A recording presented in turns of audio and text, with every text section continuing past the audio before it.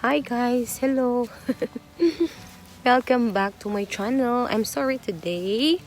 Medyo paus ako kasi kagagaling ano lang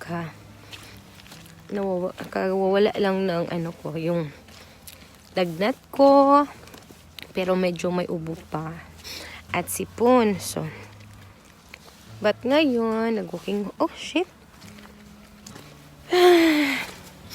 kararating ko lang from work. So tapos nagkakape din at same time.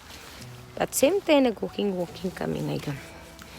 Medyo madilim na dito guys. At saka yung mga kahoy, hindi masyado mandilim. Hindi na mo yung kulay ng kahoy naging yellow, orange, and red kasi autumn or fall na dito. So, kumusta kayo guys? I hope okay lang kayo dyan. Kumusta kayo lalo na sa mga kapatid natin sa Mindanao na nakaranas ng lindol? Huwag kayong guys, magdasal lang kahit anong mangyari, magdasal tayo kasi hindi naman tayo permanente sa mundo guys. Magdasal. Yun lang talaga ang magawa natin. Yes, of course, stay safe. Diba? So, nakakatakot yung mga pangyayari sa atin. Maraming calamities. Kahit saan naman tayo guys, kasi kahit ngayong taong natutulog pwedeng mamatay, diba? So kailangan ready tayo palagi sa buhay, diba? Para pag kunin na tayo ni Lord, so ready na tayo, hindi tayo matatakot. Dapat happy tayo, no? Ready at happy tayo pag once hindi magdasal tayo na sana pag yung kung na yung life natin ni Lord, dapat yung maganda na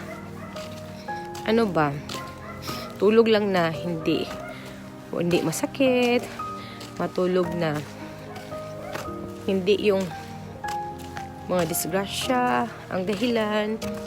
Yung maganda sana yung makapagpaalam ka pa sa family mo, sa loved